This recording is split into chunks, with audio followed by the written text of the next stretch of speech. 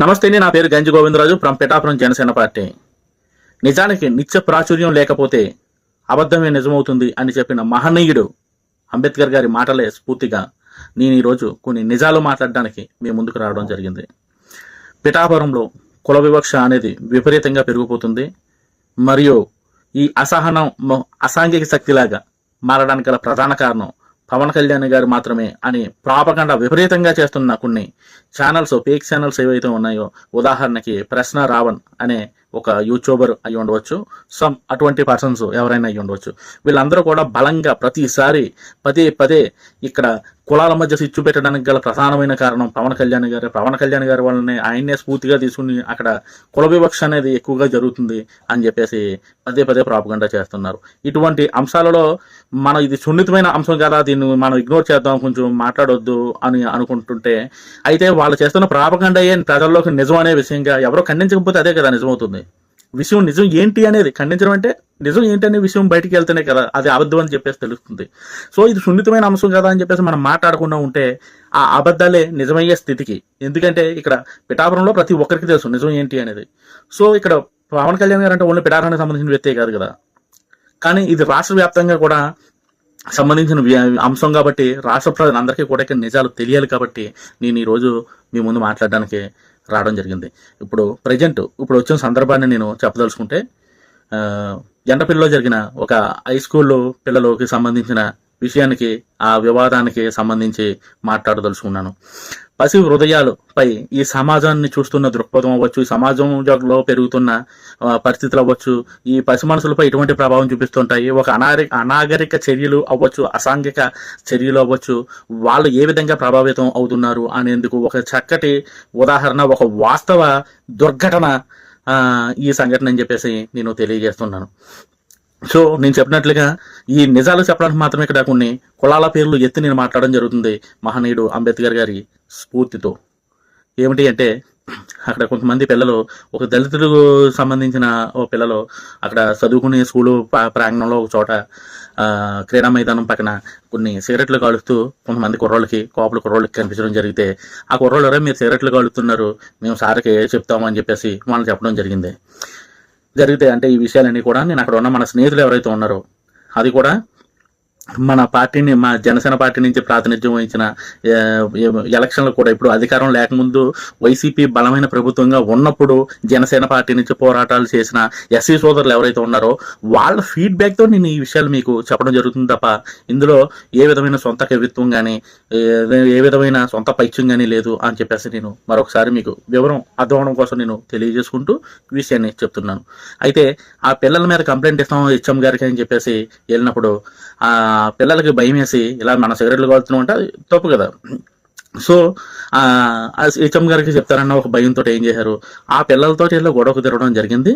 అది కొంచెం పెద్ద స్థాయికి వెళ్ళి అందులో ఆ కంప్లైంట్ ఇస్తా ఉన్న పిల్లల్ని కొంచెం రక్తం వచ్చేలా కూడా యువతల పిల్లలు కొట్టడం జరిగింది. సో ఆ ఘటనతో వెంటనే రక్తం రావడంతో ఇలా భయం వేసి పారిపోవడం జరిగింది. వీళ్ళు వెళ్ళి హెచ్ఎం గారికి ఫిర్యాదు చేయడం జరిగింది. సార్ ఇలా వాళ్ళు సిగరెట్లు కాలుతున్నారు, మేము మీకు చెప్తామని చెప్తే ఇలా మమ్మల్ని రక్తం వచ్చేలా కుట్టారు సార్ అని చెప్పడం జరిగింది.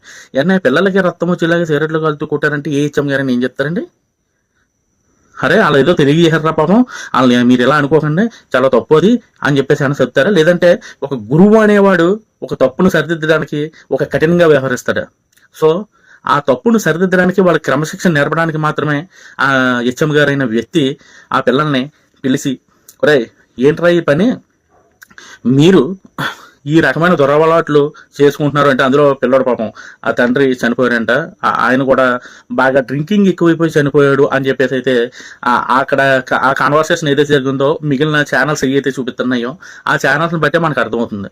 సో అదే కోట్ చేస్తూ ఆయన ఈ రకంగా తాగి చనిపోతే మీరు ఇటువంటి అలవాట్లు చేసుకుంటారా అని చెప్పేసి బలంగా గద్దించి మీ అమ్మాలని తీసుకురండి అని చెప్పేసి మందలించడం అంటూ జరిగింది అని చెప్పేసి ఆ కాన్వర్సేషన్స్లోనే ఆ ఛానల్స్, ఈ ప్రత్యేకించి యూట్యూబ్ ఛానల్స్ ఏవైతే చూపిస్తున్నాయో అట్లలోనే తెలిసింది.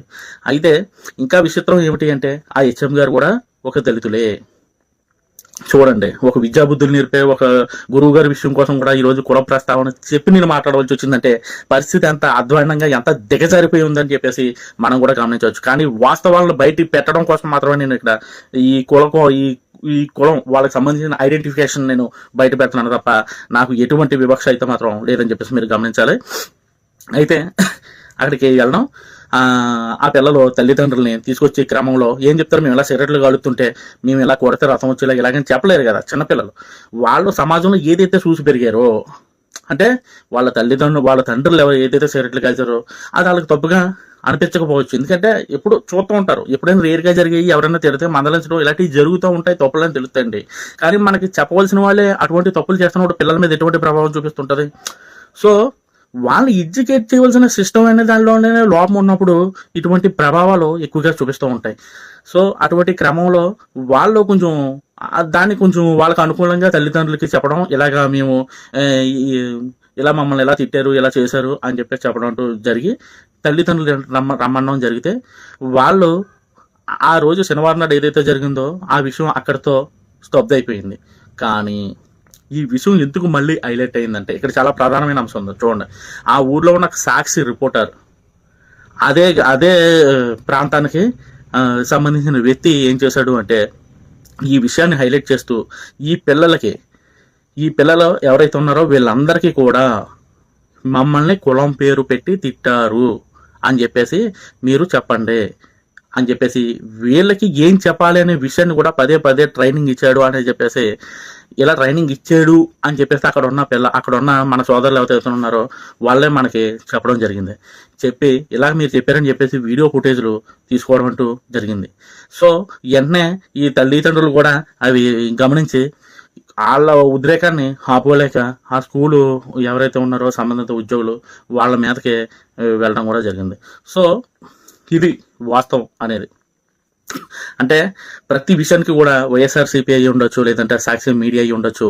ఇక్కడ నిత్యం అంటే పిఠాపురంలో పవన్ కళ్యాణ్ గారిని టార్గెట్ చేసి ఇటువంటి ప్రాపగండాలు చేస్తూ ఉంటే అది ఏ రకంగా బయట ప్రపంచానికి అర్థం అవ్వాలి అని చెప్పేసి వాళ్ళు దురుద్దేశపూర్వకంగా చేస్తున్న కుట్రలో కూడా ఇది ఒక భాగంగా మనకి క్లియర్గా కరెక్ట్గా తెలుస్తుంది. సో ఈ వాస్తవాన్ని మరుగున పడేసి ప్రశ్న రావణ్ అనే ఛానల్ వాడు ఎంత అభూత కల్పనతో మాట్లాడుతున్నాడు అంటే అది చూస్తే అది నిజంగా ఇక్కడ వాస్తవాలు తెలియకపోతే తను మాట్లాడే ప్రతి మాటకి కూడా ప్రతి ఒక్కరికి కూడా ఒక ఆవేశం అనేది తన్నుకొని వస్తుంది, అయ్యో ఎలా జరుగుతుందా అని. కానీ వాస్తవం ఏం జరుగుతుంది, వాస్తవం ఇది జరిగిన విషయం అవ్వచ్చు. అదే మల్ల విషయం గురించి కూడా అతను మాట్లాడడం జరిగింది. మల్ల విషయం గురించి కూడా తను మాట్లాడినప్పుడు అక్కడ వెలివేశారన్నప్పుడు చెప్పినప్పుడు అక్కడ కూడా వాస్తవాలు ఏం జరిగినాయి, ఆ గ్రామంలో జరిగిన దానికంటే గతంలోనే నేను ఒక మెసేజ్ రాసి పెట్టడం జరిగింది. సో వీడియో లెంత్ ఎక్కువైపోతుంది కాబట్టి ఆ విషయానికి సంబంధించి కూడా మీకు నిజాలు తెలియాలి అనుకుంటే కింద కామెంట్ సెక్షన్లో మల్లానికి సంబంధించిన నిజాలు కూడా తెలియజేయండి అని చెప్పేసి మీరు కామెంట్ చేసినట్లయితే నేను ఖచ్చితంగా ఆ విషయం కోసం కూడా నిజాలు నేను తెలియజేస్తాను. మరొకసారి మనం సున్నితమైన అంశాలు కదా అని చెప్పేసి వదిలేయకూడదు, నిజాలకు నిత్య ప్రాచుర్యం ఉండాలి అని చెప్పేసి నేను ఈ మాటలన్నీ కూడా చెప్పడానికి నాకు స్ఫూర్తినిచ్చిన అంబేద్కర్ గారికి జై భీమ్ తెలియజేసుకుంటూ జై జనసేన, జై పవన్ కళ్యాణ్ గారు, జై హింద్.